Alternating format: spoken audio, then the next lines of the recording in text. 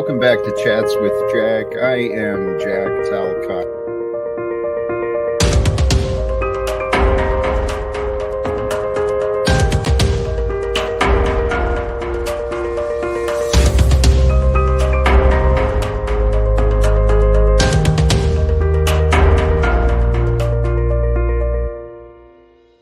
And greetings, blessings, salutations, and love. Once again, welcome back to Chats with Jack. I am Jack Talcott, here to share a little bit of time, energy, some love and faith. That's the purpose. That's the intention behind my streaming again today. We're going to share some time, open up the conversations for those who wish to join, maybe share a little fellowship on this Sunday afternoon, Sunday evening. As I understand, it's officially the St. Patrick's Day tradition and whatever, just marks the day.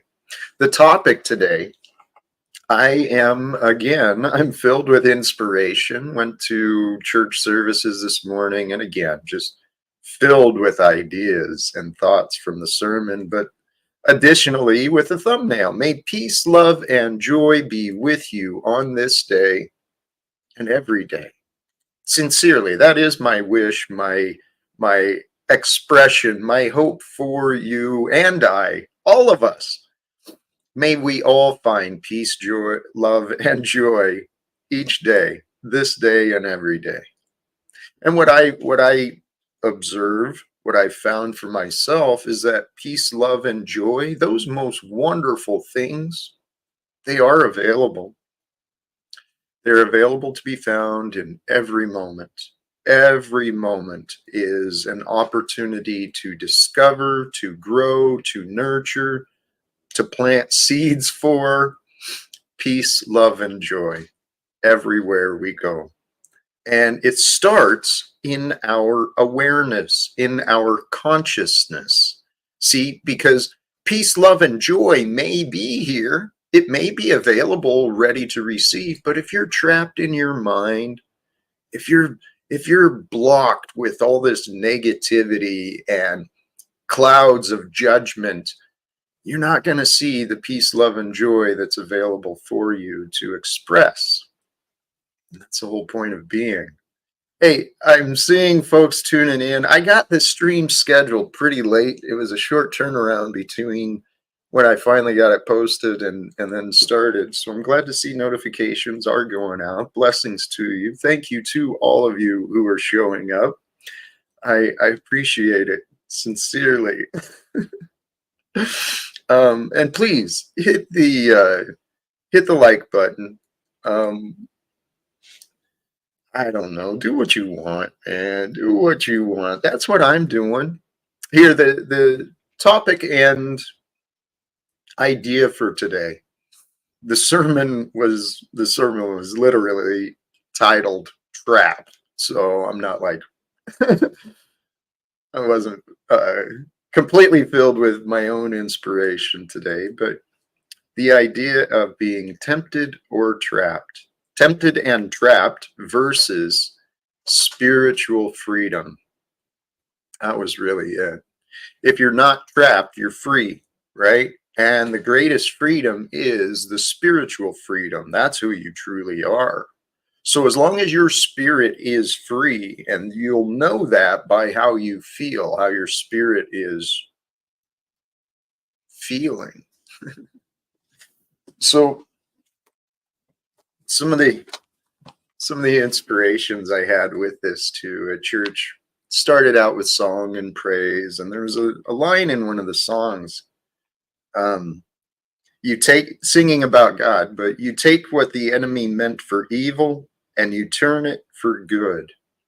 You take what the enemy meant for evil and you turn it for good. Okay, if you embrace God within you, God with you, then that's what you'll do. You'll take what happens in your life that appears evil, even though it seems evil, and maybe it is evil. But when that evil comes into your life, if you're one with God, what you'll do is you'll take that and you'll turn it into something good. Not just good for you, but good for the good, right? good for being good. That's what God does, and that's what we can do, all of us. If you take the idea of the enemy, right? And I don't really get into this enemy idea as much. I know there's this part of the Christian ideology is that we're battling the enemy. And we got to be victorious over the enemy. And then you got all these people imagining enemies and creating enemies, and it's all a bunch of nonsense. In the greatest picture, yes, certainly, there is an enemy. There's an enemy that is, there's an enemy that exists in form, beyond form, but is mostly beyond form. And that beyond form is, it wants to prevent us from feeling joy, happiness, love. The enemy in the idea of the Satan, the devil, if you consider the enemy that which opposes God, that which opposes life and freedom, it wants us trapped. The enemy traps man, woman, us. The enemy traps us with deception, right? Deception and confusion, manipulation. It takes the power of truth and it distorts it. Now, we have that capacity within ourselves too. We've got to humble ourselves to that fact. We can become susceptible to manipulation. We can become doers of manipulation if we're not clear in what we're doing. So the enemy traps us with deception. One of the greatest deceptions that we suffer, and this isn't from the pastor, these are my thoughts from what he was saying. The enemy traps us with deception, and the biggest trap that we fall into is a lack of confidence. And this was my idea on what a lack of confidence is. A lack of confidence equals a pride in your judgment. We get within our minds, these ideas, these fears, these hurts, these true darkness, dark thoughts. We get these ideas of failure and horror coming into us. And then we start feeling insecure. We start feeling afraid. Well, what we're doing there is we're placing our opinions, saying, no, I know the opinion's going to be bad. I know that this is going to work out bad. Therefore, I have no confidence. What I've been learning to do is get out of my way. Get out of Jack's way. Let God's goodness be. And then I look for God's goodness. I look to take whatever the world offers to me, whatever the day brings to me. I look to take that, and how do I make the most of it? How do I use this for me to move forward? Sometimes I just got to let things go. Sometimes I just got to give it no attention. Say, all right, that sucks. Okay. Next, moving on, right? So the way to escape our trap, the way to escape the temptations and our traps, the temptations that lead us to thinking less of ourselves, the temptation that leads us to making inappropriate choices, doing selfish choices, or mostly selfish. That's what corrupts us. The way to escape that, the way to find spiritual freedom is sincerely, not religiously as much, but spiritually, intentionally devote yourself to becoming one with God. I mean, we can walk in victory with God, with the faith and the knowing that we will persevere, that our faith will prove righteous. We can walk in victory with freedom, spiritually free, or we can allow ourselves to be trapped to feel helpless and hopeless and full of shame and full of regret and full of fear and anger. And just, we can really create miserable lives, not just for ourselves, but for each other. It's real easy to do. Have you seen what people are doing? There's a lot of people being miserable, making miserable, spreading misery all around. And sincerely, before I clicked go live, I had YouTube on other channels, and I'm listening to this negativity and just rah, rah, rah. It's like, holy cows, holy cows. Hey, that reminds me though, speaking of other creators, I did and did not make the connection, but I noticed there was a growth in subscriber count from yesterday. And I guess that is, thank you, Grace Thorpe, for sending folks my way and doing the little raid thing. And some of you stuck around. Thank you for those who have been finding me and who are sticking around and returning, especially. Thank you. Thank you for tuning in. So I pulled up a couple of scriptures, and I'm not a Bible thumper. I'm really not, but there is so much wisdom. I mean, truth is true. Whether you find it written on a bathroom stall or you find it printed in the Bible, if it's true, it's true. If it's wise, it's wise. It's got value. So there's a lot of value to be found in truth, in the wisdom.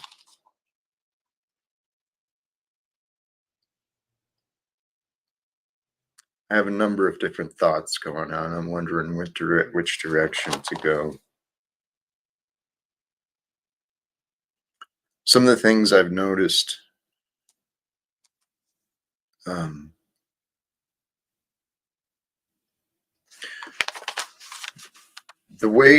actually, I'm going to get into a couple of these things on scripture, because the idea of walking in victory, we can draw close to God, right?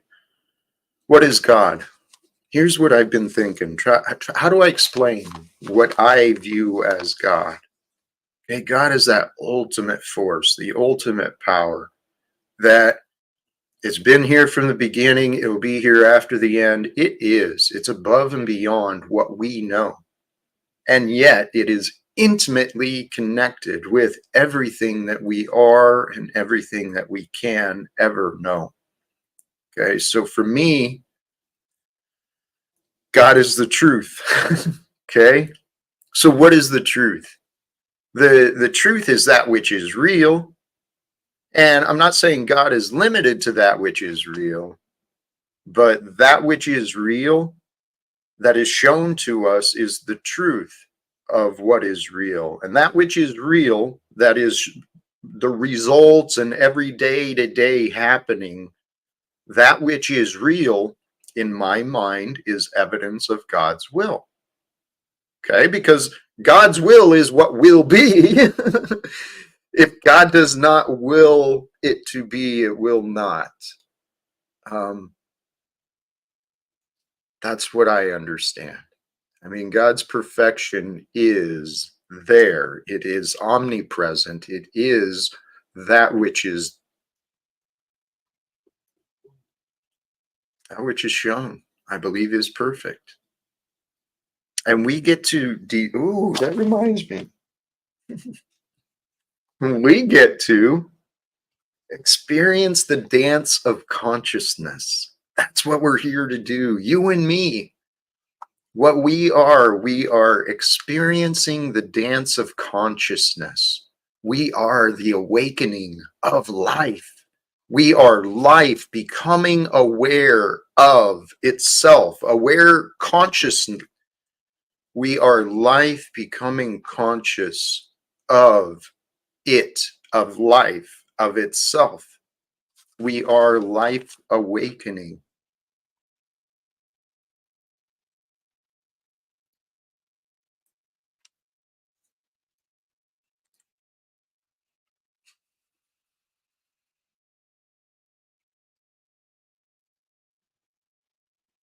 Did it ever occur to you that you might be insulting deaf people with all your hand waving and stuff?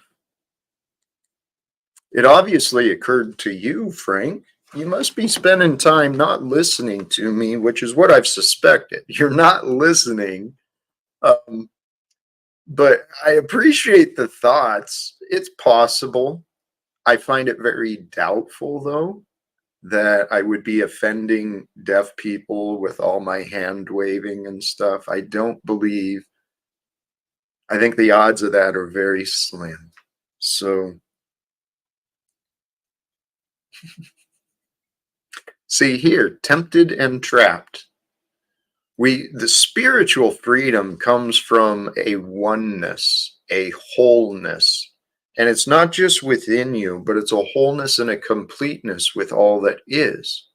So that's where the true spiritual freedom happens. Where we get trapped, our trappedness comes from our pride of our judgment, right? We find an opinion, we find a conclusion, we become proud of that opinion, that conclusion. Well, that's my truth. That's what I know. Okay, who cares? If it's not accurate, it's irrelevant. But people, all of us, we have this tendency to get caught in our pride. And our pride is what separates us. Our judgment and our division, our pride, it brings us to anger when we're judgmental of others. Others aren't behaving or believing what we think they should. We get anger. Our anger becomes hatred. Our hatred brings further division. It brings further chaos. It brings further separation. And our hatred and our anger, guess what else that brings? Brings us shame. Because deep inside of our spirit, there is a spirit deep inside us. And that spirit within us doesn't want us spending lifetime and, good chunks of our life in anger and in hatred. Life's too short for that. That's the opposer. That's the agent of chaos. That's the Antichrist within. The Antichrist within wants anger, wants fear, wants to throw these little temper tantrums and divisions and create wars, maximize profits and make sure that all debts, all revenges are met with, viciousness. That's the Antichrist, man. That's not who we are. A couple of the scriptures that were brought up today, I appreciate. James 1. Yeah, James 1, 19, 20. My dear brothers and sisters, take note of this. Everyone should be quick to listen, slow to speak, and slow to become angry.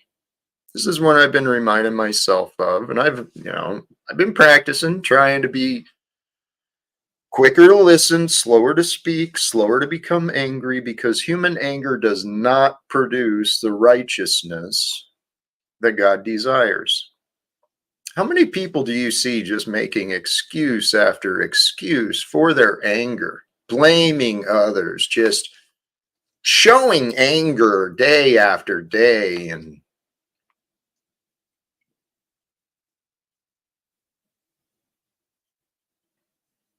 without resolve, right? Human anger does not produce the righteousness that God desires. I believe that to be true. And here, this was another longer part that was covered. Do this like that. 2 Timothy 19 to 26. What was this for? This is where I wanted, I think. Flee the evil desires of youth. Pursue righteousness, faith, love, and peace, along with those who call out the Lord out of a pure heart, right? Unite with others who care about faith, love, and peace. Unite with others who care about righteousness. Don't have anything to do with foolish and stupid arguments because you know they produce quarrels. I'm guilty of this. I'm trying to break free of this myself as well. So don't have anything to do with foolish and stupid arguments because you know they produce quarrels. And the Lord's servant must not be quarrelsome, but must be kind to everyone, able to teach, not resentful. Opponents must be gently instructed in the hope that God will grant them repentance, leading them to a knowledge of the truth, and that they will come to their senses and escape from the trap of the devil who has taken them captive to do his will. For me, this was a good reminder, admittedly. For me, don't have anything to do with foolish and stupid arguments. How many foolish and stupid arguments do we see Jack sharing all the time? Like, what are we doing, man? We got better things to do than that. That's what I'm sure of.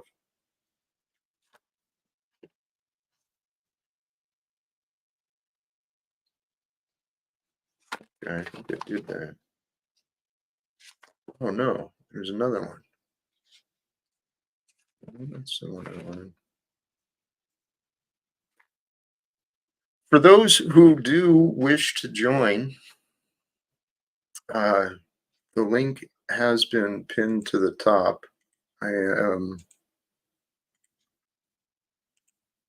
I welcome those who want to have conversations, who wish to discuss some of these things about being tempted and trapped, or what spiritual freedom might mean. And yes, I have read the Book of Thomas, and it actually, the words from the Book of Thomas actually kind of help fill in some gaps in my understanding regarding prayer and regarding, the, yes, if I remember correctly, it was another, aha, that makes sense. Now that makes sense, right? And that's what the Bible, honestly, this is where I've explained this before, and maybe this is a benefit. I didn't grow up reading the Bible every week, going to hear the same pastor talk about it week after week. I didn't grow up like that. When I did start turning towards trying to know, my path and my reasoning took me a different route. But studying the philosophies, some of the ancient philosophies and words of wisdom that have been left behind, I've said it. I followed the wisdom of the Buddhas, the yogis, and the Buddhas followed their wisdom to understand the love of the Christ, what Jesus was talking about. I see a lot of people who identify themselves as Christians. I don't think they know what it means, right? I don't think they know what it means to be free of I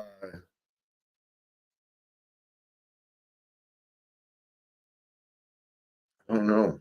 I don't know what the right word is. I mean, there is a freedom. There's a spiritual freedom that happens, and I'm not saying I don't want to. My pauses. I'm sorry for this. Thank you for your patience with this. My pauses are that I don't want to express these things and make it sound like I'm on a different level or above anyone else. I'm not. I know this. I'm just having a different life experience than you or others. And my life experience is different. Well, our life experiences are different than every other one. But in this life experience I'm living, right? Many people have testimonies of faith, supernatural, spiritual encounters. Many people have their own testimonies of life. And that's what I'm offering to you. Faith is a gift. It is a gift that God has blessed me with the opportunity to discover. In the stream yesterday, someone asked why I keep giving credit to God. Well, again, in my mind, God is. God is that which is. That which is eternal, that which is true, that which is real. That's me and you. We are a part of that which is true. We are a part of that which is real. We are a part of God, me and you. We're a part of each other as well. It's obvious in the fact that this here and now is being occupied by us, me and you, at whatever time and place you are. It's a shared experience in this moment. And what I've been learning for myself, the whole idea of faith is what? What is the goal with faith?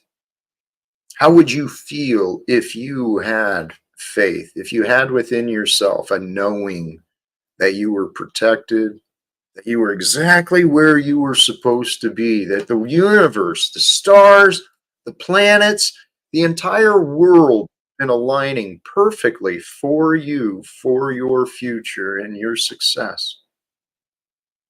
It's a good feeling. That's what I've been practicing. And hey, we have a guest, a special guest. Welcome, Hello. Miss Hello, Grace. Brother Jack. Hey, I want to thank you also. I was encouraged in the chat yesterday to give a shout out and a gratitude to you for highlighting and sending some support. Thank you, Grace. I'm a huge fan, Jack. I'm a huge fan. I really mean that. I appreciate that. I'm a fan of yours too. You are an interesting character. Holy Thank cows. you. You've got something growing. You've got a brightness and a light that I'd love to see you capture it and like really see where it goes. Welcome, I'd like Wildheart. to too. But I'm kind of having difficulties right now, to be honest. What's going on? Well, my dad, I can't contact him. Because he shoved me on stream, and then chatters called the police, and so I can't talk to him. So I'm kind of like looking for a daddy in the meantime. You know what I mean? You're in the perfect place, my friend, because Thank here's you. what I think is happening. You're not looking for a daddy. This is an opportunity that your spirit and your father's spirit has created for you both. This is an opportunity for you to grow in yourself. That's what I think. I could be wrong, but I. But aren't you kind of it's nice just talking to a man who's helping me, because you're kind of guiding me right now. Thank you. And I miss that. I can understand that. And I do appreciate that. I trust there is a reason. There's a reason for all things, and that includes the crossing of our ways. That includes perhaps the challenges that you're facing that brought us to have this conversation today. I agree. I don't know if I should say this or not, but the thought occurs. In reflecting yesterday, I'd like to have some conversations with your dad again, but in a different way.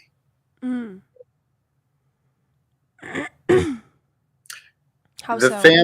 The dynamic of you guys, your family, it fascinates me, and it is quite interesting.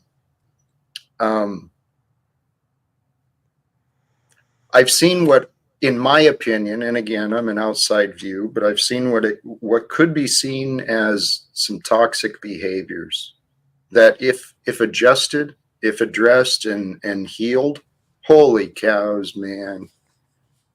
Because you and your dad do seem to have a great chemistry together. Yes, thank you. Yes, we do. There is some dysfunctionality, though. You're right about that. Yes.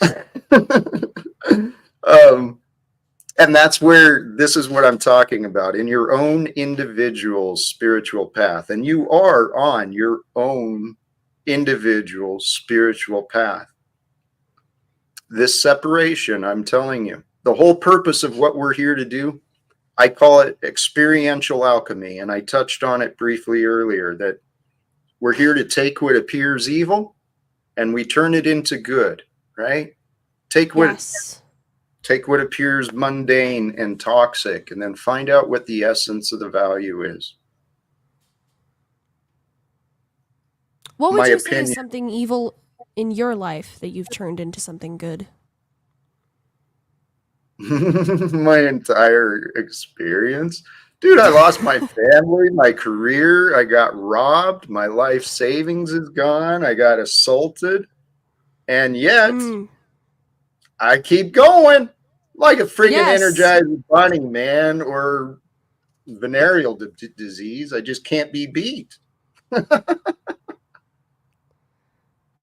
Tell me more. I'm loving it. Well, it's what I've been, honestly, what I'm suggesting to you. It is exactly what I've learned for myself. That I found ways to humble myself to life. Life happens right now. It can change in an instant. It can take you years to adjust to those changes, but why? Why waste years when all you're doing is fighting reality? So if things change, Yes. roll with it and then trust they'll change again. What would you say is some of the toxic behavior you've seen? And how would you suggest I adjust it? I'm curious. Teach me, Jack. Well, I honestly haven't given you guys close enough attention to have detailed answers, but there's just some honestly vulgarity and inappropriateness that I think it diminishes what is really potentially there, if that makes sense, right? If I could have a go at that, I think Certainly. setting clear boundaries is always important. Like if they're doing something that you don't like that annoys you, tell them about it, and then if they don't change, you have a reason to do something about it. But as long as open communication, do you know what I mean? Kind of so that both parties know what's going wrong in the relationship. Does that make sense? It sounds like your microphone is way away. It's hard to hear, muffled. Hard to understand. I'll try and fix it. This happened the other day. I'll try and turn it up, but you might get a bit. It's a metaphor for life, isn't it? You're trying to say something, but your microphone just won't capture it. Yeah. Is that any better? Anyway. That is better, yeah. Possibly. Yeah. I'll turn it up a bit more. Yeah, but what I was saying was setting clear boundaries. Do you know what I mean? So if the other person is doing something that annoys you, tell them about it. And if they don't change, then you have a reason to complain about it. But you can't complain about it behind the back or without them knowing about it. And also clear communication so that both parties kind of knows what's going on to resolve any conflicts in that, if that makes sense. What do you think, Jack, about... Well, first of all, I'd like to ask you a question. I'd love for you to talk to my friend Jonathan. He's a streamer. He's a lineal descendant of the philosopher Maimonides. And I really think a conversation between you two could be potentially very fruitful. So if you don't mind, I'll send him the link. And if he'd like to hop on, I'd love to see that. But I also wanted to ask you, how do you feel about people who say, talking about things is stupid? And people talk, but until you do it, that's what really matters. There's a partial truth to that. It all comes down to context, though, right? What is real? What is true? That's honestly what matters. I see a lot of people avoiding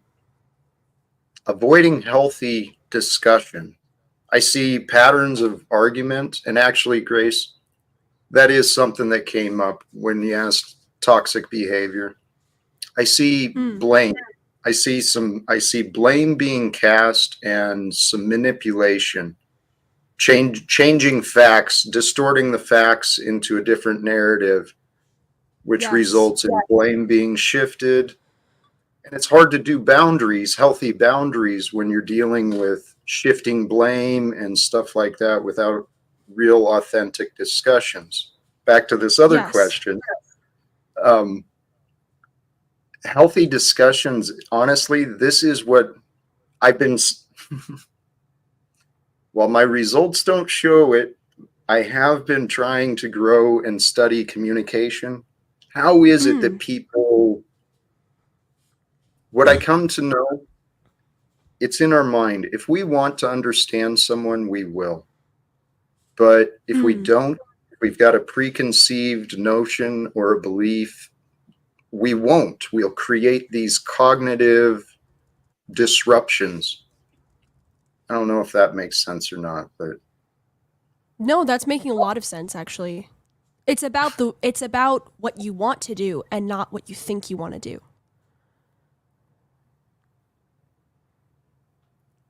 Did I get it? yeah, I think so. Yes. Hey, welcome, Nick. Hello, I gotta Nick. be honest. I gotta be honest, Grace. I am a fan of yours, but I know that there is chaos with you. And so as I'm bringing people Yes. in here, I'm not trying to create a crazy spot for you. And if I do bring someone up, just say, Oh, hey, okay. Jack. Okay? Okay, no problem. Yeah. All right. No problem. I appreciate that. Thank you. Hey, Jack. I don't know thank you this for guy, letting me up. so. Okay. Hi, Grace. I don't know you either. My name is Nick Volt. Listening Photons. Hi. I'm good. And I like I wasn't trying to say, Jack's like, I don't show. know you, like, I don't know who did, like, I don't care. I'm just saying, like, I don't, Right. you're not one of my, streamer friends, so.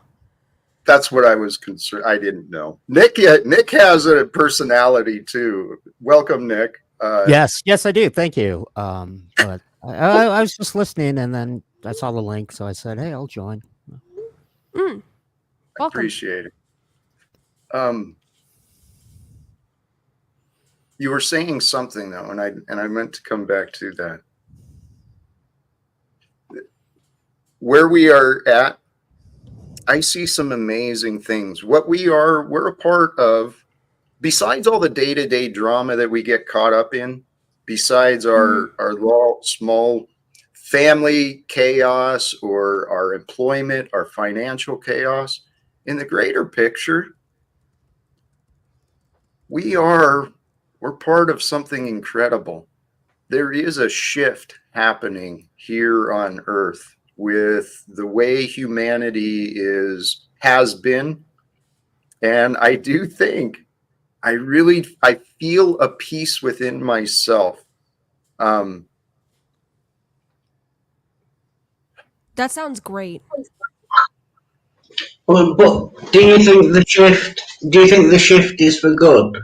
Yeah. Because I suppose a lot of people that think like the end times are coming and Your connection kind of went out. most people, I would imagine, the shift is making us. Right. So I speak to many people, and I would imagine that most of them think that everything is getting worse. I kind of agree with you. I think everything's getting better, but the opinion is that everything's going to happen. We see what we're allowed to see, and what we're allowed to see is greatly affected by what we choose to see. And there's many people that they'd rather feel afraid, they'd rather feel hopeless and helpless than admit that, hey, I can do something, I can give up this, I can make changes. It's built within us. There's seriously, we are built divinely. We are divinely created. We are spiritual beings who are limited by the physical form. But the physical form is, in essence, it's what creates us. So we're here to make as much of this as we can. And I truly believe we're here. We're at a time, because of the advancements in communication, technological, the industrial advancements, just because of everything else that has happened that has brought us to this point. I see in the greater picture, the past, we've been confused and we've been divided. And as long as we remain divided, we will remain governed and ruled. But in this time of communication and electronics, people are learning more things, and we're here to overcome the darkness. I truly believe this is the game that we're going to play a part in. This is the role I'm certainly trying to play.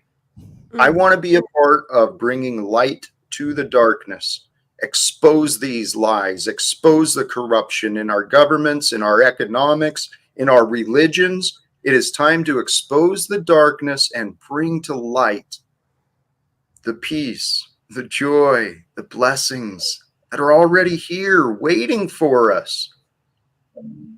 But isn't that kind of anti-Christian? Like, if you believe that things are going to get better and we're going to do all that, the general Christian view is that things are going to get gradually worse until Jesus comes back, on his clouds and all that. So I don't Hey, that's, in my opinion, that's part of the religious deception.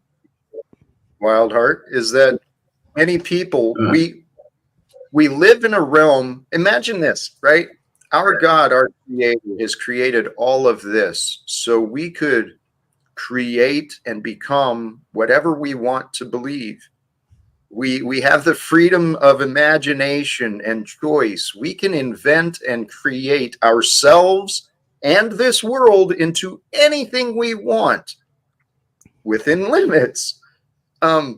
So God created this experience for us to live however we want to be, but the world we were born into, it teaches us to ignore what we want.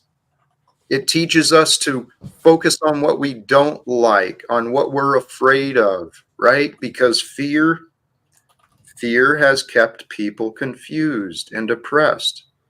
And to swing back to what you were saying, Wildheart, I think that's one of the deceptions.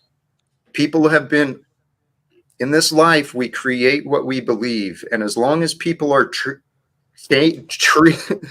conditioned as children to believe that they're always going to be sinners, well, a child taught that they are always a sinner is, guess what, going to grow up with excuses to sin.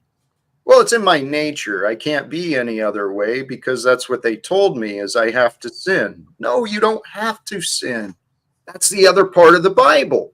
The other part of the Bible is when you do turn to Christ, you shall sin no more. You become one with God, one with love, one with the truth of life. And then with that, I believe, the real story of the Bible, and this is where I do love my pastor in this way. That's what he was reminding us of in the Bible.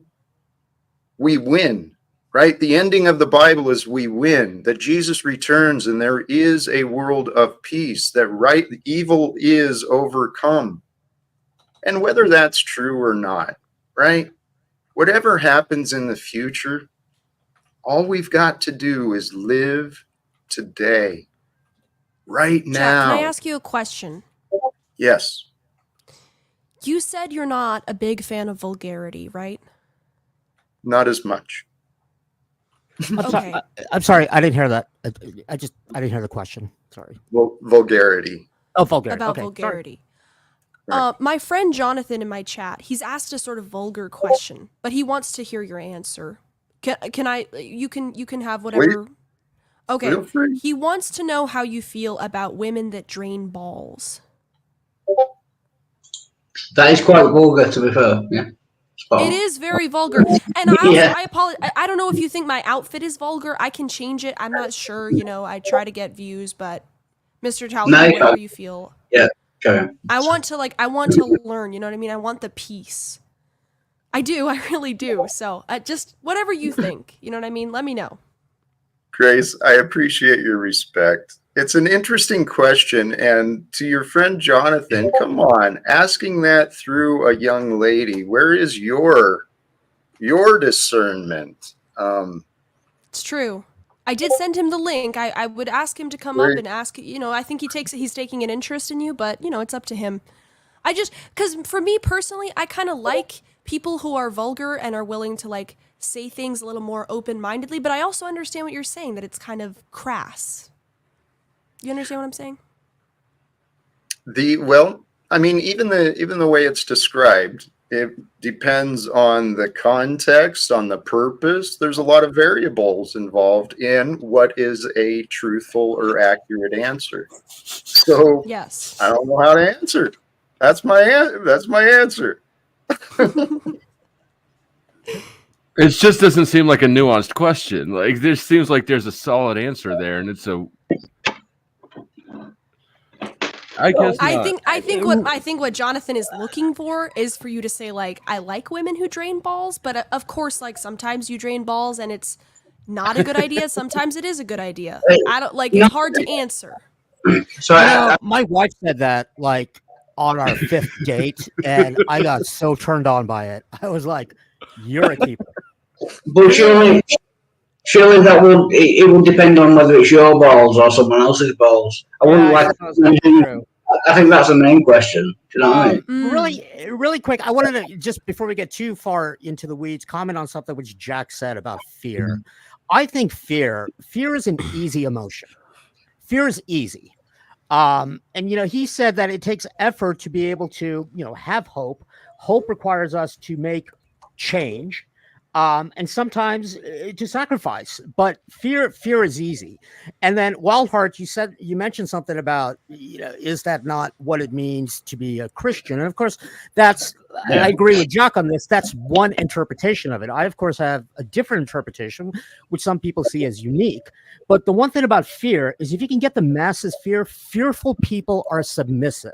Fearful people are easy to con. They're easy to control.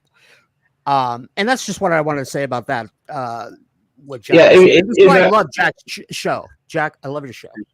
Thank you. If I can respond to that's fine and everything. But then it comes down to whether the Bible is true, because the Bible says that end times it's going to get worse and worse and worse until Jesus comes, and then everything's going to be kind of hunky dory for about 1,000 years and all that. So if you're saying that is a myth created to fool the masses and control people, that would then come down to it. Well, is the Bible true or not?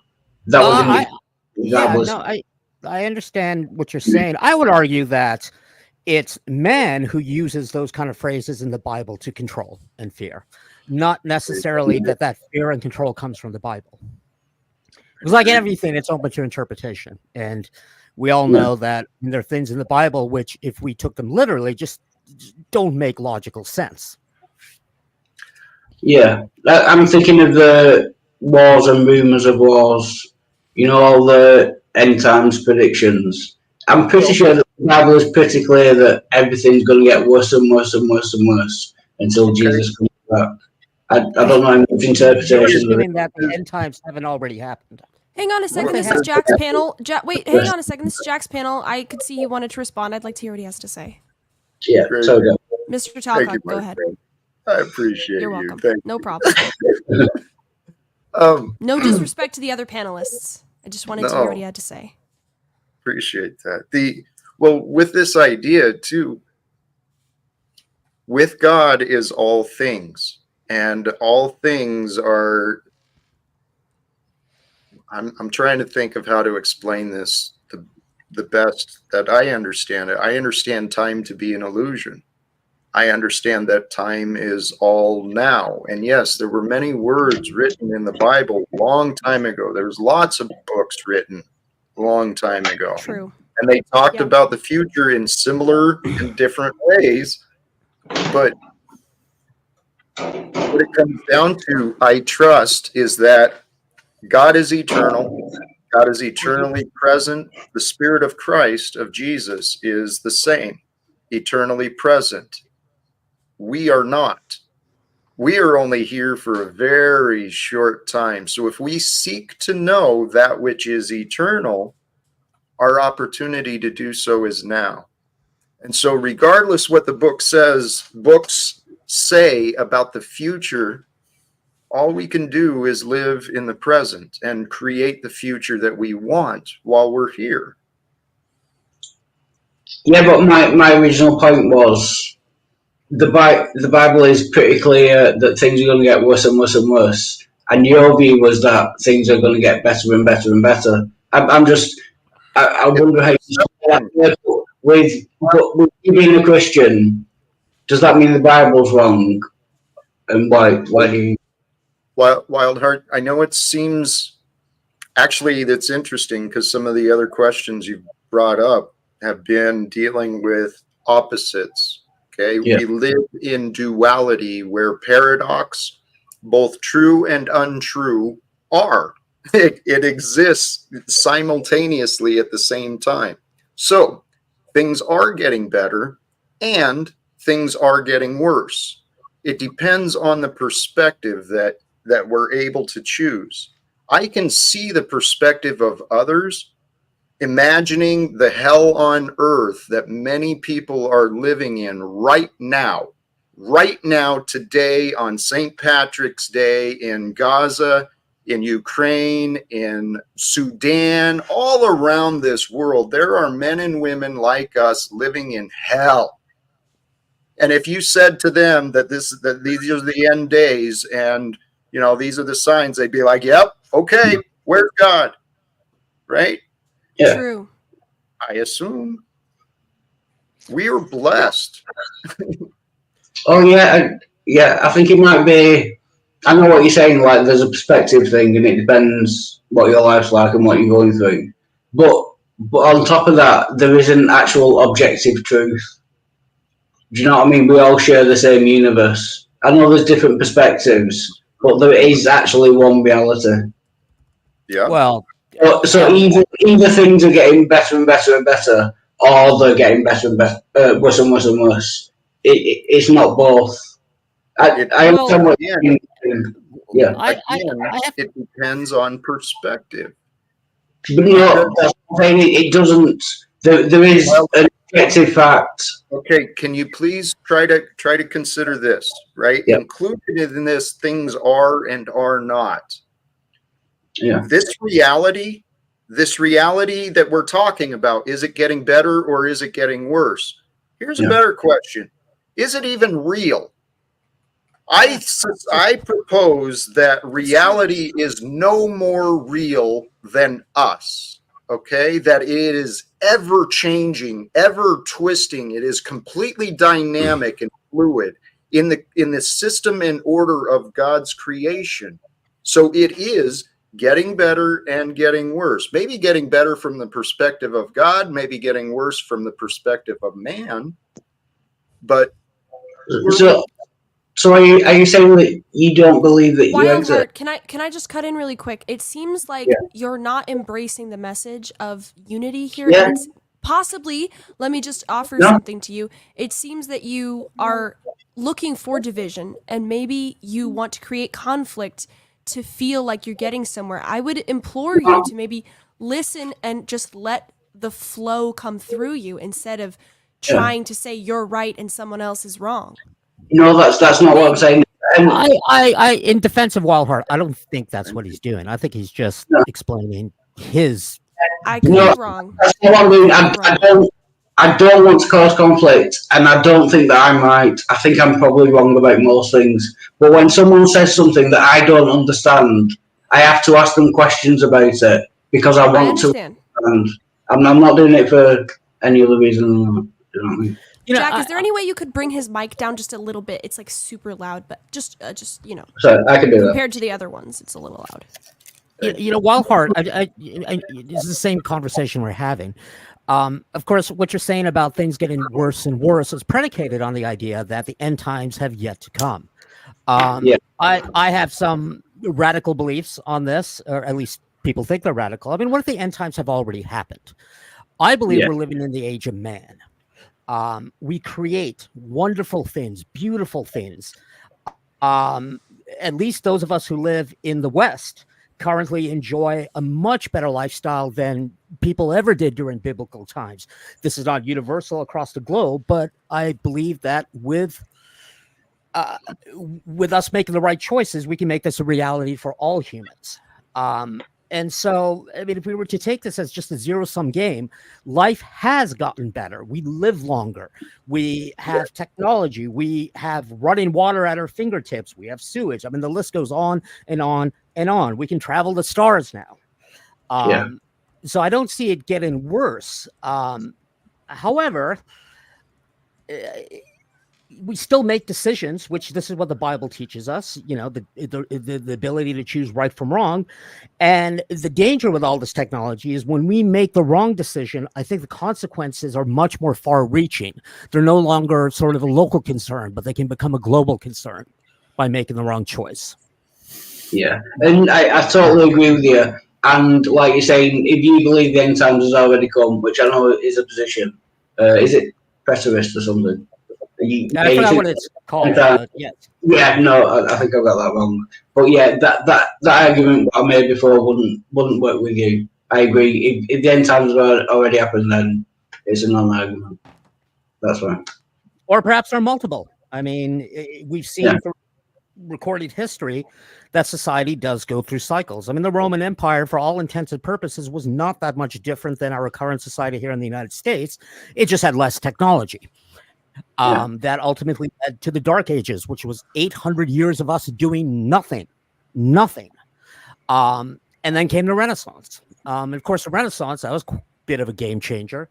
And ever since then, you know, the quality of life for some humans has grown exponentially. Yeah, there's actually a book, I think it's Better Angels of Our Nature by Steven Pinker. And like I was saying before, it says that generally in society everything's getting better and better and better, but the perception is that everything's getting worse and worse and worse. So the actual objective fact is that it is getting better, but even though the perception is that it's getting worse. So True. True. But again, I mean, fear is an easy emotion. Jack said something else which I found really interesting about how finite our life is. I mean, if we can consider the age of the universe, 13 billion years old, but for this vertex in time, for this such infinitesimal amount of time, we are who we are. And one of the things I truly believe is that's what the Bible tells us, because we had the choice to make the decision for right and wrong. If we were eternal beings, right and wrong doesn't mean anything. Morality doesn't mean anything.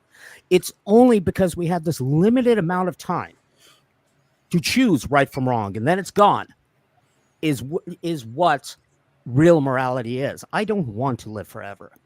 If I lived forever, my life would be meaningless. Unless I become one of those ghosts on that TV show, which I just started watching because that's hilarious. That is actually brilliant. I totally agree with you. I feel the same. Yeah, me living forever, whether in heaven or hell, would be a nightmare. I don't want to live forever with my brain. I'd rather just, I would suggest that. Hey, I would suggest that's because you haven't learned how to live yet. That's very possible, actually. Yeah, that's a good point. Really? Well, That's a good point. I'm saying this kind of as a joke, but in seriousness, that I didn't know how to live much of my life. I'm learning how to live today. And the way I'm talking about is I'm living with faith. I'm living with confidence, with trust, with love, with goodness, patience, the stuff that the Bible does suggest. I'm practicing that. And I'm telling you what, I'm pretty sure it's how we're supposed to be. We're not supposed to be all caught up in our memories and, oh my God, that happened. Oh, my life is ruined. No. Right? I've done that a lot. Jack, can I ask you a question? I didn't mean to interrupt. I'm sorry. No, please. if you have faith, who do you have faith in? Because don't you believe that you are the eternal being? You are the same as God? So do you have faith in God and yourself, or a mixture of both? Please elaborate. It's kind of a yes. I have faith that things will work out and that I'm going to be all right. I guess. I have faith that, yeah, the truth will prevail. And honestly, again, in my mind, I've made that connection. What is God? God is that which reveals what is real. So that which is real tells me what God wants me to know. Mm. If I can find peace with that which is real, if I can find love and appreciation for that which is real, that's how I move forward. Try to, at least. What is something that you've determined that isn't real? My fears. What are you afraid of? Actually, my feelings. My feelings are not real. They are real to me, but to the world, my feelings are not real. They don't exist. So, to that which is real, my feelings don't matter. My opinions don't matter. Those are the things that I started focusing on. And if my feelings and my thoughts, they are temporary, just like everything else, I don't have to be attached to my feelings. I don't have to be attached to my thoughts. And that's what I've been practicing. I've been practicing. I meant to write that down. I can't remember the word. Substantial, intentional stillness. Intentional stillness. Because in the stillness, we release. We release our fears. We release our desires. We release the pains. And in the stillness, that's where we can be whole. You asked, have you ever considered writing a book? Yes, thank you. I've encouraged him to do that. Do you think that Jesus is the only way to get there? That is a great question that I've humbled myself to the possibility that could be true. So I err on the side of caution. And when I do talk about spirituality, I point out that what he said, he made that claim. He is the truth, the light, and the way. And what he was teaching, it is the truth. It is the light. It is the way I followed myself. And what's the goal? The goal is to know God. God is, man. So, Jack, Jesus is the way? Is that what you're saying? I'm just wondering. I lean towards that. Okay. How about you, Grace? Do you think Jesus is the way? I'm wondering as well. Your faith. I would say, that I feel that my soul is a light in the world, and that light that it gives off will illuminate my path for me. And if Jesus wishes to brighten that light to guide me further so that I understand more of what's going on around me, I would want that very much. But my light is dim right now, so I can't see far ahead on the path. So you would say your light is glowing, right? There was two of you speaking. Go ahead. I'll wait. No, let's say, did that all mean that you think it's Jesus? Just curious. Actually, I heard a humble admission there, Grace. And I agree with your answer. That was a humble and honest answer. I appreciate that. Thank you. From Grace? Yes. Jack, can I ask you something? Because I can't take this anymore. How much is it going to cost to kick Grace and the Thorpe out of your channel, period? Like how much? 1,000, 2,000, 3,000? What is it going to cost? Tarek. Also, let me tell you what. Hold on a Brother, second. That's I know, it. and I know I'm Why? coming up a little heated. Hold on, I let me think, hear me out. I think Grace is having a breakthrough. We probably don't want to do that. No. I'm gonna have to say this because this has just I've been gone on too far. Let me respectful. just speak, and I'll be very Grace, respectful to Grace, Grace and her Grace, father. please, you're good. I'm being Please, respectful too. Okay. Like, I'm not a believer Okay. of Jesus. I'm just here to, just out of curiosity. thank you. Okay. Thank you for joining. But Tarek, please, I want to caution you, okay? Okay. You're free What's to your say caution? you're free to say and offer what you want. Just be aware. You're I'm very revealing aware. yourself. You're revealing yourself, and what you're showing me is actually kind of saddening me a little Okay. because you're implying that I can be purchased, that No, my forget that. choices can be swayed by fiat currency, and Okay. the question that I mean, I like you, Tarek, but your judgment, brother, your opinions. This is another test for you. That's what I know. Okay. So my Okay. intention, Jack, was not in any way to say that you can be sold. Okay. So let me take that back. I know. Now, you're saying here, a man of God, that we all listened to you for the past year, preach about God, and we all know about your situation, and we all in some way guided you, and we all learned from you in some ways, correct? Allegedly. Now, yes. Now, you get the Thorpes, and I never met him before, but I watched Grace and watched her father a little bit, and I was in disagreement on some things, and I let it go. But today on Grace's show, the Grace wasn't with Rob Rock, and Rob Rock was promoting some stuff on her channel that I'm not going to even say here because I don't want you to get striked, that has nothing to do with God but Satan. So now Okay. this is where we sit on this panel and we have a difference. Tarek. Okay. Bye. Here, Tarek. What I was I have the clip promoting? if you want it. Jack, if you don't mind, I'd like to respond to this guy. Please, Grace. Please. What was I do. promoting that is satanic? If I'm promoting Satanism, I'd like to stop. What did Rob say he would do today on your show about children? For him I to don't be in think the he mentioned Illuminati. Do you want me to children. bring that clip up?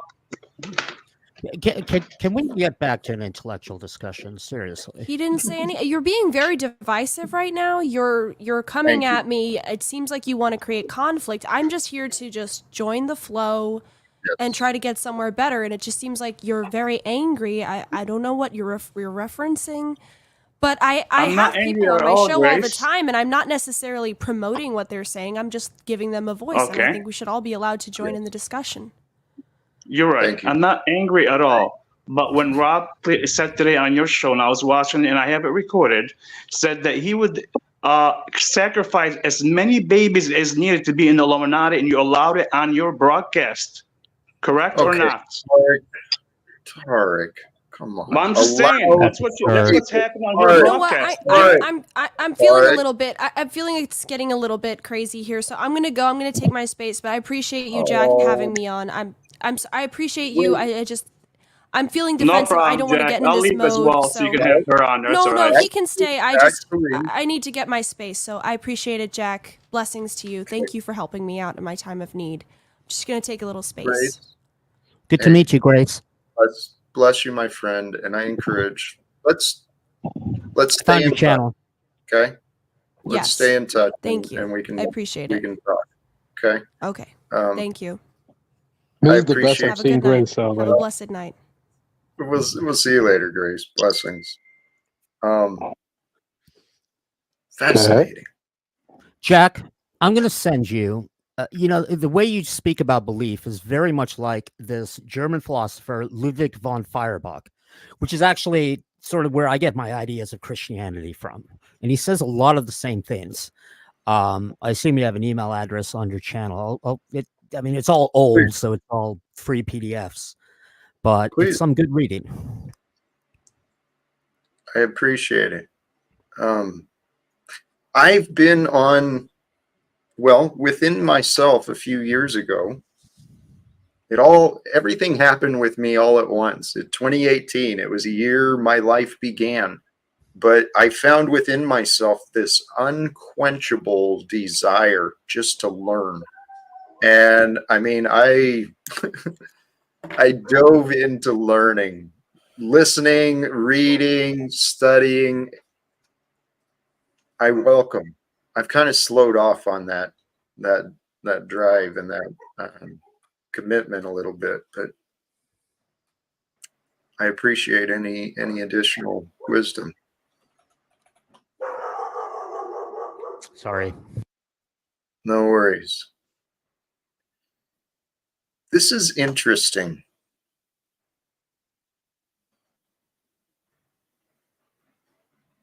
Fascinating.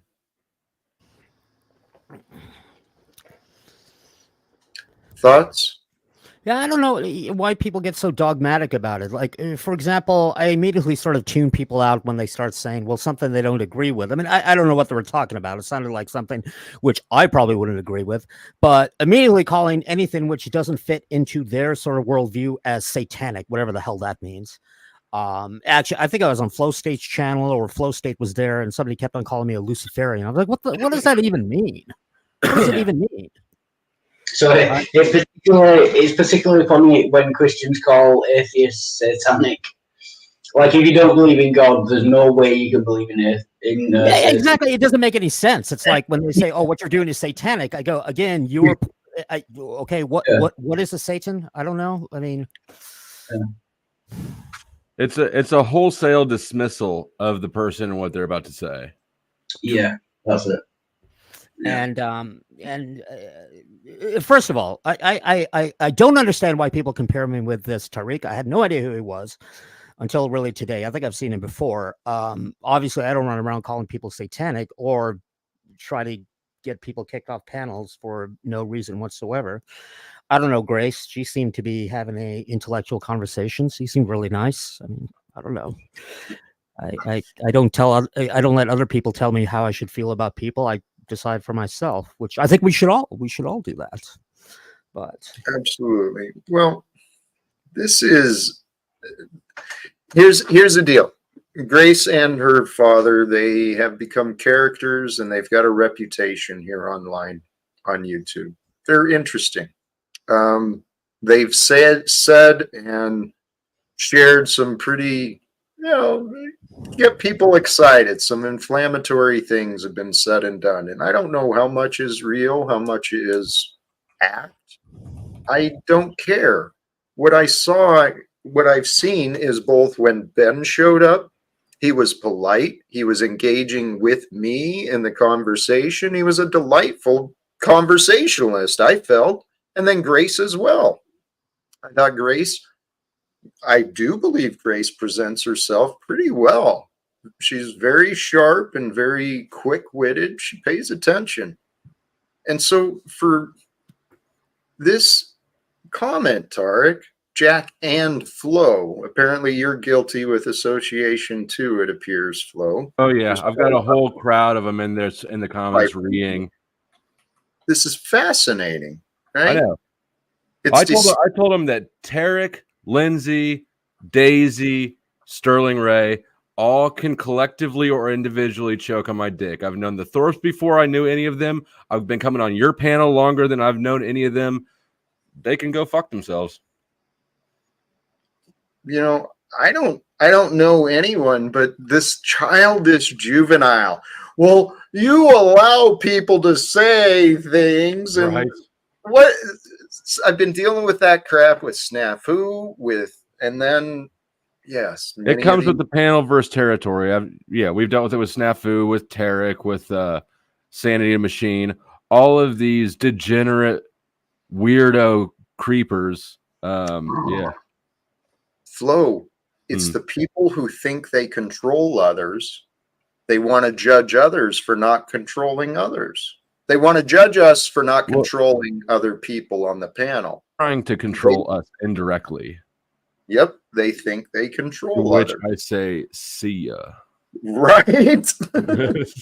I didn't anticipate this before I started a YouTube channel. Like, I didn't think there'd be people in the comments section trying to control things or strike. All this shit comes with the turf. They always say you never read the chat while you're on a panel, but I enjoy it. Sometimes it's funny. You get some gems like this Lex Animata. One, I doubt that Tarek has the same educational background as I do. As far as my sexuality, okay, whatever. I don't think I've ever really discussed my sexuality other than just mentioning what my wife said on my 4th date. So that's kind of a clue. But again, this is just weird, childish tribalism. And It's here's like, Tarek down here saying they promoted child sacrifice on their channel. I don't know what he's referring to, but I find that hard to believe that that's within terms of service. I find it hard to believe as well. yeah, that's kind of weird. Here, That's kind of weird. actually, I agree with this comment, Rob, and Tarek, sincerely. If in fact you claim that I am a man of God, then why are you judging and running people away who might benefit from that influence? Maybe God put Again, them here. because it's easy. That's an easy emotion. Judging. Ye of pointing little fingers. faith. Not you, Nick, Tarek. Yeah, no, it's well, it's easy because and then it's an easy way to make friends. People love to hate Bond, fear Bond. You know what? I I'm think going to is what take I'm it a gonna step call it. further. I want to invite both of the Thorpes on the next flow state or anytime this week. That would be interesting. Well, Yep. they may have. It sounds like what Grace said is they're dealing with restrictions right now because of the legal incident between them. They're limited in their ability to communicate and share time together. That's what I understand.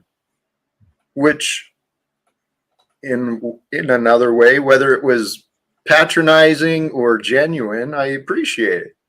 She says, hey, I'm in need of some mentorship. I feel a lack. And hey, Jack, you're a temporary fix. I can Right. deal But with it. good thing Tarek was here to save the day and prevent her from getting that Amen. because of child sacrifice. Come on, give us like the incest implications. Okay, I get that. It's weird for sure. Yep. But to say that they're over there promoting child sacrifice, are you fucking wonky? At least make a believable lie up. It is. Of course, if they were saying that, I fully support people saying ridiculous things just to get attention. I mean, that's half of what YouTube is supposed to be about. We've started to take that kind of stuff way too seriously. But I've got separate issues here. So Tarek says, do you want the clip? Yes, I do want the clip. But what they said and how this chat is acting, they're two separate issues in my mind. So, yeah. Wasn't it Jeremiah 7:31, which talked about child sacrifice? So they could have been talking about the Bible. I mean, who knows? Yeah, and it's weird to say that God is against child sacrifice when God's child, Jesus, was sacrificed. That's the whole point of Christianity. You got a point. I did not command, nor did it arise in my mind. Yeah. But granted, we're still talking about child sacrifice. It's just saying that the Bible says, thou shalt not sacrifice children.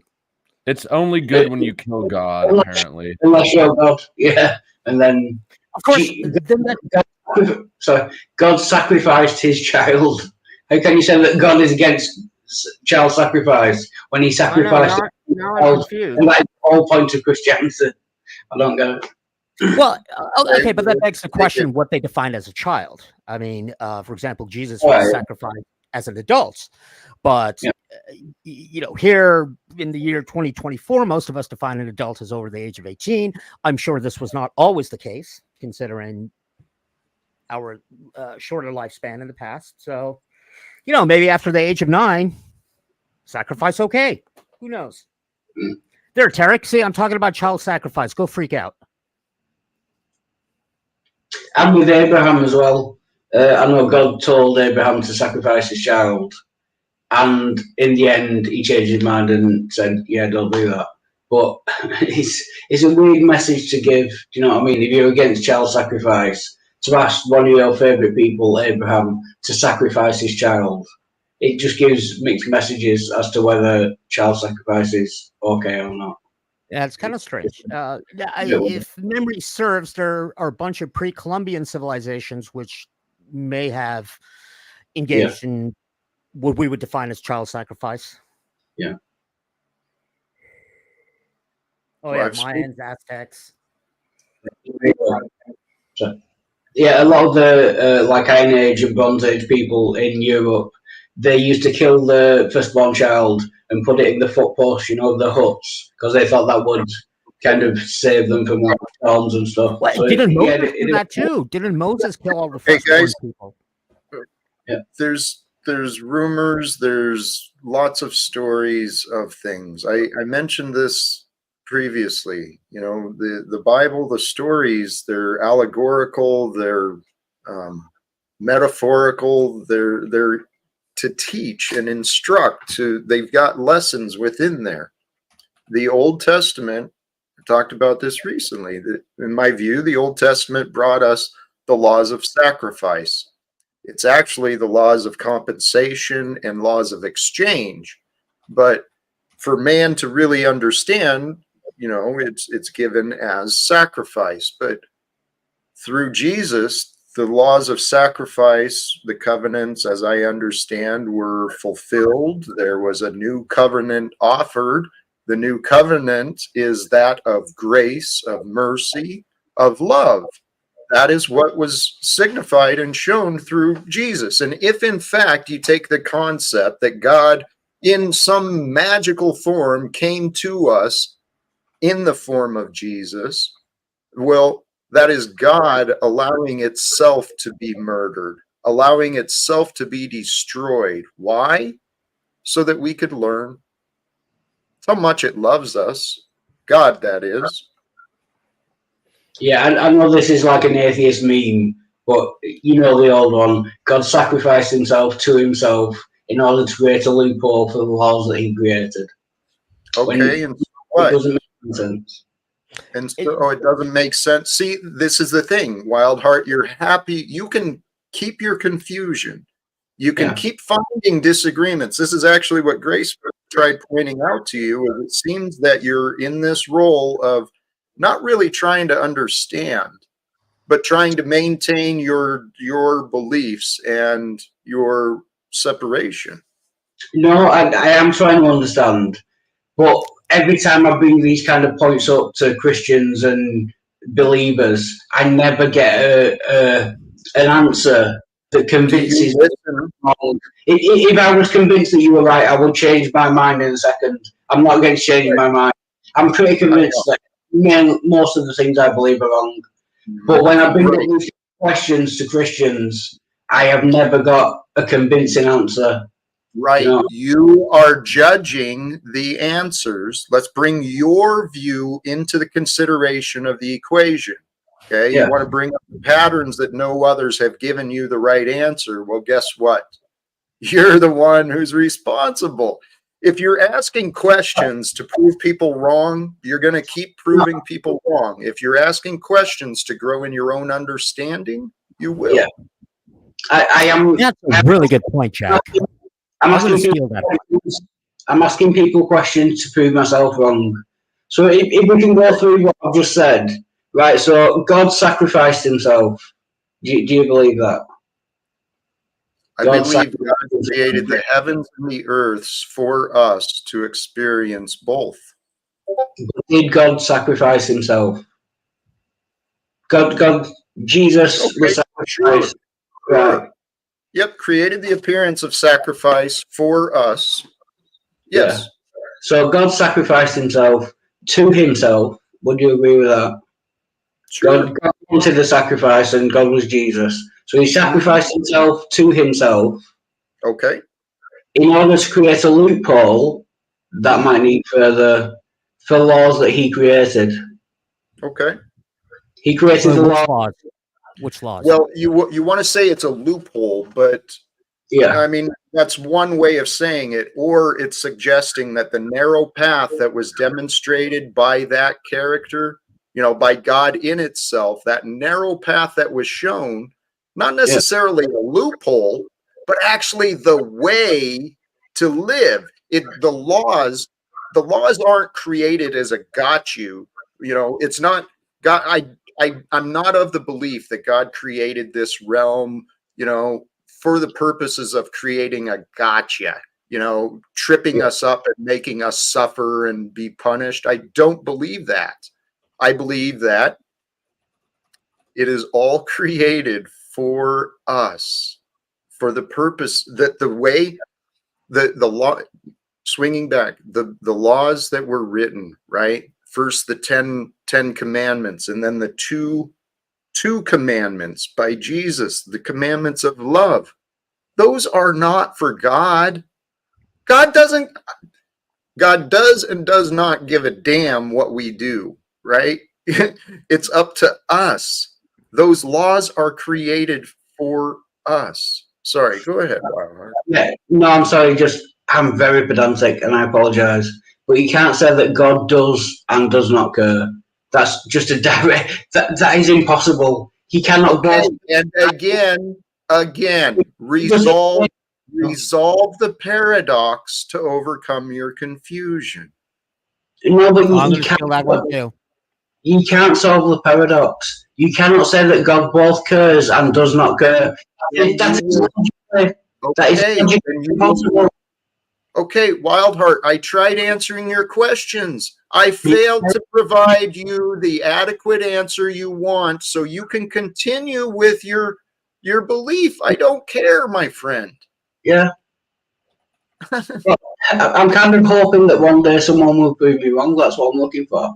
I'm not trying to about proof. I'm not why is it about proof? What are we trying to prove here? Jack said something great, which is how many, and I see this on every panel, especially when we talk about religion, you start asking questions for the sole purpose of trying to prove somebody else's point wrong. Or the way I see it is just to reaffirm your own beliefs, because anytime you hear something different, it's like, well, wait a minute.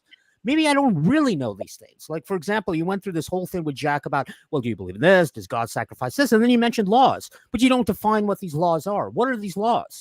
I was going to get to that, actually. The laws are the blood sacrifice and forgiveness. God presumably created a law that forgiveness can only come about by blood sacrifice. You know how the Jews sacrificed the animals, and then Jesus was the ultimate blood sacrifice. So God created a law that he can only forgive people if it involves a blood sacrifice. And then to get around that, he sacrificed himself to make a loophole for the law that he created about blood sacrifice. That is the whole point. And you keep repeating it. Okay. To be fair, the average law I was talking about, I've just explained which law it was. That was law. Here's the problem with taking this stuff literally. Like, again, I like what Jack said about sacrifice. I mean, we just assume that the sacrifice means we go slaughter a lamb or something. But not to get too spiritual here, but one could argue that, look, God is a multidimensional being. He cannot communicate with us three-dimensional beings. There's no way he could. And the Bible is merely our way of sort of translating what this being, which is out of our dimension, to try to explain it within our dimension. And that is why we have things called Bible study, why we have different interpretations, why philosophers spend their entire lifetime trying to translate what it actually means. To take the Bible literally is cheap, it's easy, and it's simplistic.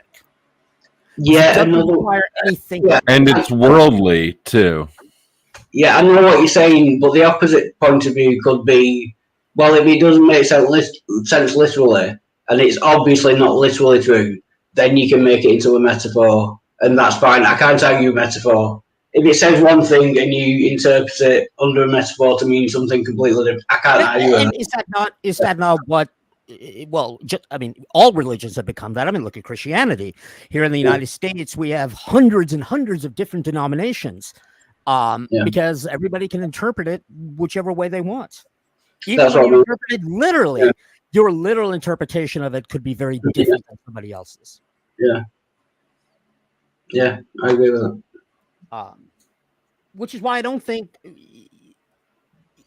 at least with religion and sort of as a general statement about, quote, what we do on YouTube, I think we've all forgotten what a debate and a discussion is. A debate is not trying to convince somebody else. A debate is a forum where sides disseminate their information, their beliefs, their ideas, and we discuss them back and forth. We're not trying to convince everybody that one is right or one is wrong. Generally, a good debate is, well, okay, there are some valid points you make, and there's some valid points the other side makes, and it's not about winning. It's and again, to be clear, I'm not trying to convince anyone else that I'm right, because I think I'm probably not. What I'm trying to do is convince myself that I'm wrong. But in order for me to do that, the other person has to convince me that they're right. It's kind of the opposite way around. I want Jack to convince me that he's right, then I can change my mind and I will be right. Hey, here's the thing. Only you can choose what is right for you. You get to choose. So if you want to believe the Bible is wrong for you. You want to believe that I am wrong for you. It's simple as that. This is what I've humbled myself to, is that what is true, it's up to us. I mean, we get to decide what is real, what is true. I'm sorry, I was going to shut up after that, and I've spoke way too much. But that is one of my pet peeves. Saying something is right for you or something is right, we all have our own. No, we don't. Okay. You don't see the truth in that. You're just so set on disagreements. You don't see the truth in what I said. I genuinely didn't want to disagree with the next thing you said, but once you said it, I kind of had to. Do you know what I mean? We don't have our own truths. Something is either true or it is not true. So what you believe about that is a different thing. But there is one reality, and something is either true or it is not true. We don't all have our own truth. We all share the same point. Can you expand on what you mean by that? Are you talking about truth as defined as objective truth, 1 + 1 is 2? Yeah. Like, versus, sometimes we use the word truth. Maybe we'll capitalize the T instead of lowercase it as, for example, my beliefs are my personal truth. That's what I mean. There's a difference between what you think is true and what is actually true. There is one truth, there is one reality. In that reality, something is either true or false. What you believe about it is different. We all believe different things about what is true, but there is actually one fact of the matter. Yeah, okay. I can accept that. I mean, I steal this line from some politician, I don't remember, but it's like everybody's entitled to their opinion, but you're not entitled to your own facts. Facts are facts. But the problem is when we talk about religion, it's kind of like sort of the word theory, because that comes up in religion. I mean, how we define a theory in everyday language is a lot different than what scientific theory is. And same with truth. I mean, scientific truth is absolute. Versus spiritual truth. Well, then, I would agree with what Jack is saying, that you are, what is true to me and my spirituality is not necessarily true to anybody else.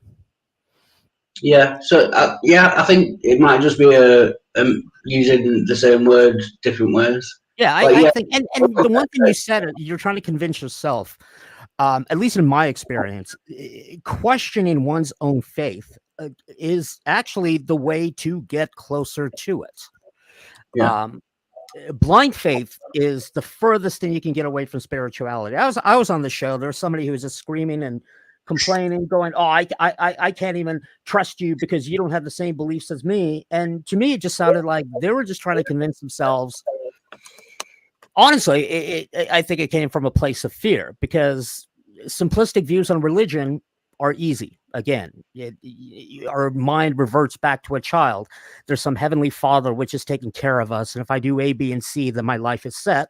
And anybody else who doesn't follow that, instead of having, put in the effort to have a discussion about it, no, you're stupid, you're heretical, I'm going to burn you at the stake. Yeah. Which we've seen through history. I mean, it still happens right now in the Middle East. My neighbors behind me would love to be able to do this. Of course, here in the U.S., we put secular law above God's law. Sorry, I'm on a rant.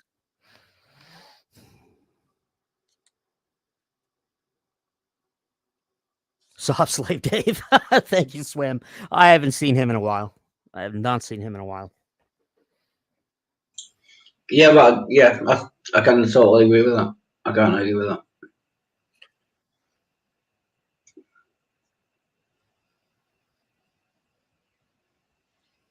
So since you're so adamant on your beliefs, do you have any interest in caring to understand why I say what I do say? I mean, everything I've been offering, you've been offering disagreements and deflecting the conversation. So yeah, now Nick has explained it. That does make a bit more sense to me. You're coming at it from the point of view that everyone believes what is true. So in that sense, everyone does have their own truth. I was just kind of conflating that with what I mean by truth, in that there is one actual truth. But now I understand better what you're saying. Yeah. No, and that's a good point to make, because I've talked to people online who believe that when I say 1 + 1 is 2, they accept that as a belief. Well, you believe it to be true. It's like, no, it's not a belief. It is just absolute objective truth. I mean, yeah, granted, we define what 1 is and what 2 is, but yeah, within that definition, absolute truth. There's no ifs and buts about it. Yeah, that's the point. It's definitionally true. Because, like you say, we have defined 1, we have defined 2, we have defined what plus means, we've defined what equals means. So it's definitionally true that 1 + 1 = 2, because we've defined everything in the sequence. Of course, if you take that further, we have to be able to know existence. You know, again, if God created the universe, he wants us to know it. And the beginning of being able to know the universe is to establish some way to quantify it.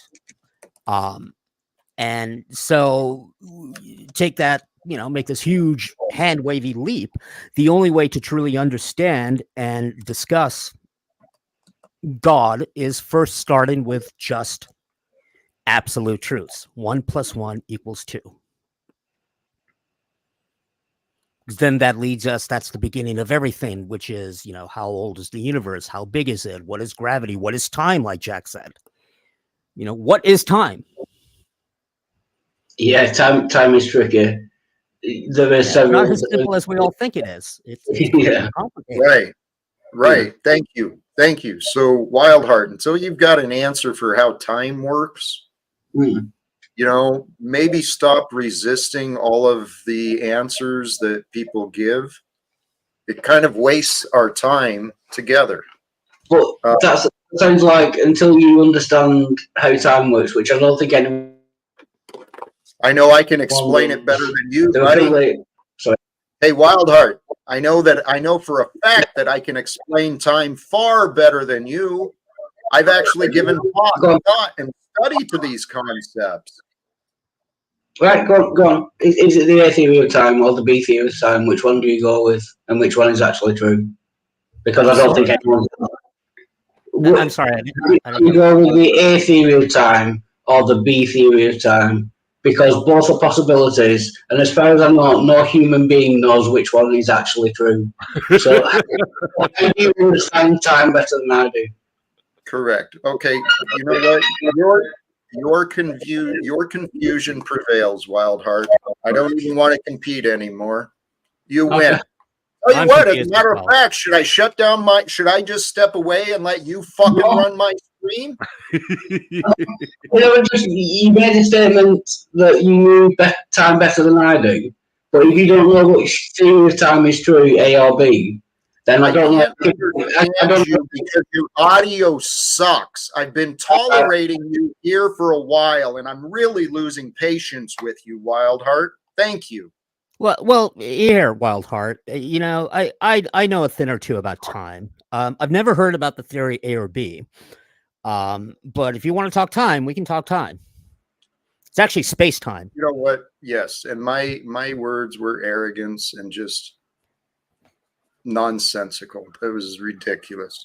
But hold on, to your credit, I do want to say, Wildheart, if you're still listening, you have got to do something about your fucking audio. It's driving everybody up the walls, and it's arrogant and selfish to think that you get to sit in a drywall box and talk into your speakerphone, and everybody else just has to deal with it. Dude, just $50. Get yourself a nice mic.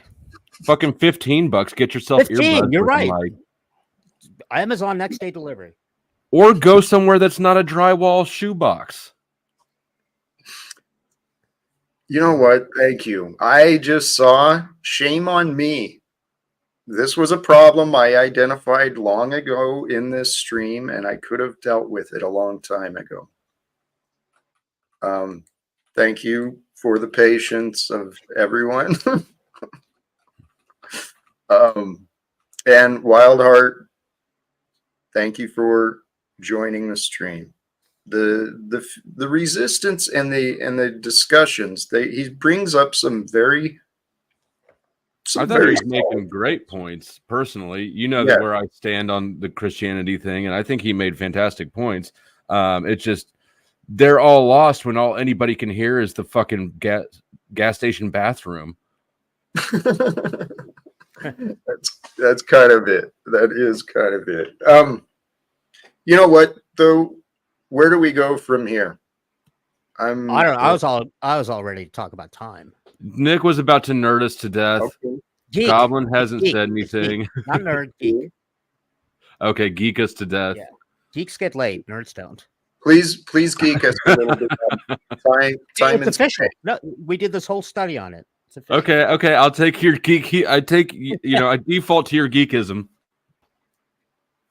So I actually, I'm in the mood for some anti-intellectualism. I really want to play with this Indies Screets, but they won't come up on the panel. He was backstage. That's Lanza. No, I really wanted to play with them. It's been like 3 weeks since I've had a good toy to play with. Anyways, but yeah, time. Browns Boy, Lanza, and Indy Screets are all the same person. What were the other ones? Browns Boy and Atom Lanza. Oh, okay. Yeah, they actually it doesn't look like it'd be that fun of a toy. It's kind of lame to troll somebody who's uncreative. It's much more fun when they can troll back. That is a good show. I don't know. What was his name? Walhart. He wasn't really annoying me. His mic was. Jay. Mike. Happy St. Patty's Day. Flow State, you can't smoke inside. Why is everybody smoking inside? I can. I have windows. I've got a door. I've got a fan. I've got a fireplace. God, I miss smoking inside. That's why you're trying to Karen me. Did Jack? I live in California. The fireplace. We're not allowed to buy cigarettes. You did. Goblin, you're coming in soft. Oh, I'm coming in soft. Not anymore. I asked if you inspired Flo to get the fireplace. I'm sure you had it. You had it before. Yeah, I mean, Jack is inspirational, but he didn't inspire me to construct a fireplace. His is better looking than mine too. He's got the whole mantle place and everything. Mine's like an open wood burning stove or something with a tube up the top. So mine's more function. His is more form. It's just aesthetics. What I've got. Do you use it? No, very seldom. It's nice for romantic evenings, Get out that bottle of Jergens and no, not alone. My romantic times aren't alone, dude. They're with others. Well, I love fireplace. I'm that kid. I like to, I was stealing packs of lighters from the gas station when I was like 5. I'll sit over there and just feed sticks into it in the winter. We did. I actually just this winter I changed the fireplace in the master bedroom. I'm sorry, we can't say master bedroom anymore. The equal bedroom. Yeah, the equal bedroom. Into a gas one. So I put this big burner in it, and then got all this like crushed glass, and then connected it to a light switch. I hate it. It doesn't make sound. It doesn't crackle. It was really efficient. Here in California, we had these no wood burn days. I don't know if I'd ever get in trouble for burning wood, but they say you will. So we can't have wood fireplaces. See, the system. You gotta. They're chasing people out of that state. That they're chasing us out, but are the real estate prices coming down? Are home prices coming down in California? Nope. Interesting. They're not. They are not. I just don't understand why they charge so much for the real estate on land that's going to fall in the water. It's the weather. It's the weather. One of my best, historically, one of my most, at least in my mind, strongest arguments against GD, man cause GD, I mean, not GD, GW, the temperature changes, is that because I used to be a banker. And when you make a home loan, a 30-year home loan, you look at all of the risk factors over 30 years, including whether or not it's in a floodplain or this and that. But there is not a loan underwriter on earth that factors in rising sea levels. So that's interesting. That is interesting. Like, California, unless you're right by the beach, because the California coast actually rises pretty quickly. It's not like Florida where everything is elevation 0. I wonder if that's changed. Yeah, I mean, and you can look at. I mean, I quit the bank in 2016, I think.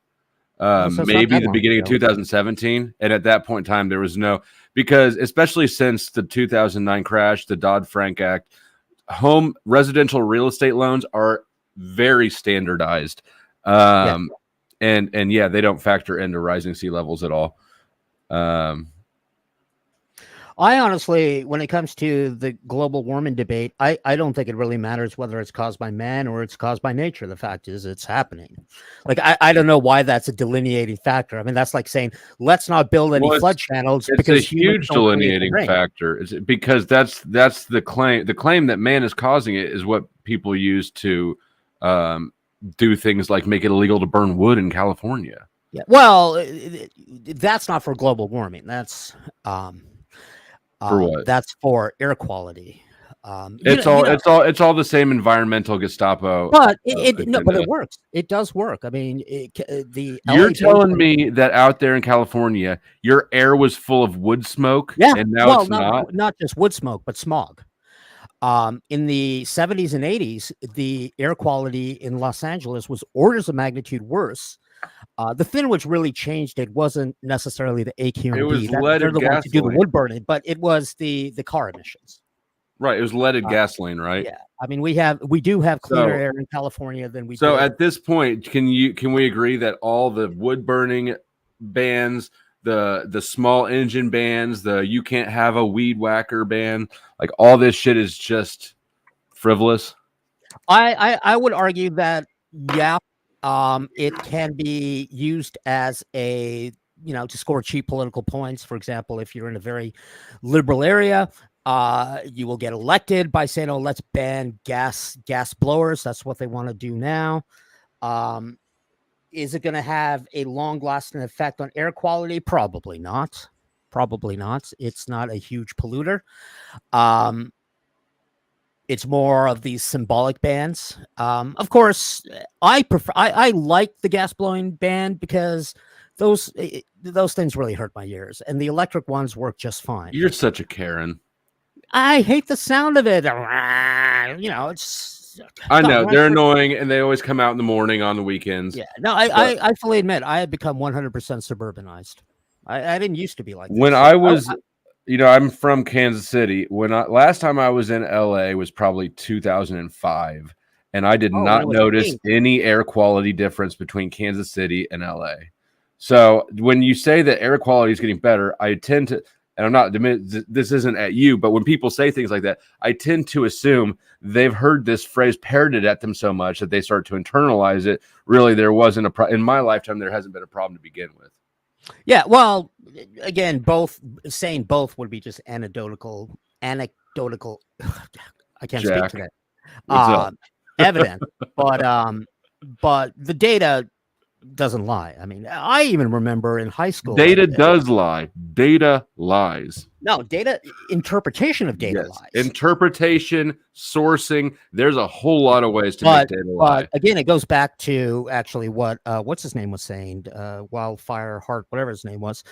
Stats are just stats. They're just numbers. That's it. Fun fact, I'm a direct descendant from the Longshanks that killed Braveheart. I wonder if my ancestors killed his ancestors. I don't know. I'm 10% Scotch Irish, and I didn't have a Guinness today, so Motherfuckers shouldn't have been rebelling. yeah. Of course, I'm also related to Genghis Khan, but Is there that are like a actually billion people related to Genghis Khan. Is that what? I think You know, and it's- that's what like the last administration was having this problem with it because see, California can set standards for cars, and even though those aren't national standards, they essentially become national standards because car companies aren't going to make one car for California and a different car for Missouri. They're just going to, and plus most cars are purchased here in Good on California. you for knowing which state Kansas City's in. Do people not know this? No. Okay. Jack is grimacing and nodding off. I'm ready to wrap up, guys. Okay. Thanks for having me up. It was weird today. It was interesting. There's a lot of angry, hostile energy. And to all you in the chat who are like, Flow State, I'm not fucking with you anymore. Suck my dick collectively or separately. I'll double down on that. Hi, Mitch. Good to see you again. Goblin, good to see you again. Respect. Later, guys. Thank you, Flo. Peace. Jack, I'm going to send you some deep reading. Thank you for having me. Always a pleasure. I enjoy your shows. Respect. Thank you, I'll Nick. see you next time. Peace. Jack, I'll catch up with you another time. Much Respect. love. Much love, my friend. Peace. Mitch. Take it easy, Jack. Thank you, my friend. Yeah, Blessings. Holy cows. That actually shifted very smoothly and very peacefully. Thank you, brothers and sisters, those who joined the panel, those who joined the chat today. If in fact there was restream and sharing of other panels, I hope whoever it was enjoyed it as well. Today was an interesting day. The topics that I really want to share is the reminder, a soulful Sunday, right? We are here in this realm, sharing space, time together in form. We are sharing space and time together. Thank you to all of you who joined to share the space and the time with us. Yes, Daisy May, that's why I mentioned this. I did see many of the comments. I trust things are working out well because within me, I found peace, love, joy with me on this day, in every day. And that is what I'm trying to share. I want to share peace, love, and joy and remind you that while it may seem, you know, life does bring us these challenges, these trials, tribulations. Life does bring us these dark days where it may seem that peace, love, and joy, those are distant memories. Maybe those are things that other people get to experience, but not me. Now, I don't have time for peace, love, and joy. I got bills to pay. I got problems to solve. I got people after me, don't you know?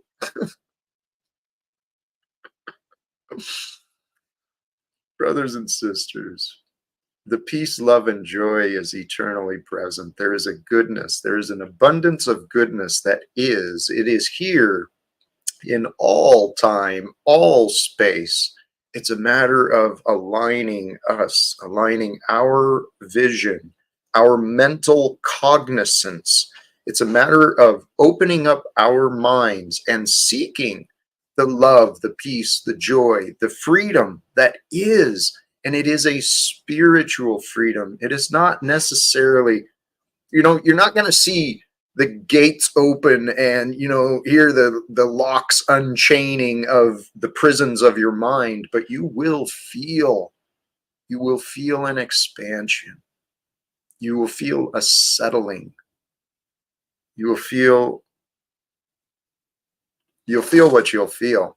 I know what I feel, and I feel good. I feel so good that I want to share, and that's what I'm doing here. Brothers and sisters, again, for those who are new here, newly subscribed, newly tuning in, thank you. Thank you. And I welcome you to the Talcottian adventure. I encourage you to believe in love, believe in life. Life, love, truth, God, all these things go together. And if you can fill yourself with the light, the love that life brings forth, well, then you're shining the light of God. And that is who you are. You are the light of God. Don't darken you. The world needs your light. The world needs your energy, your love, your creativity, your perseverance. That's why the world is here, is for you. Tune in again next time, brothers and sisters, and we'll see what the future brings together. Thank you again. Choose love, peace for everyone, and live without fear. God bless us all.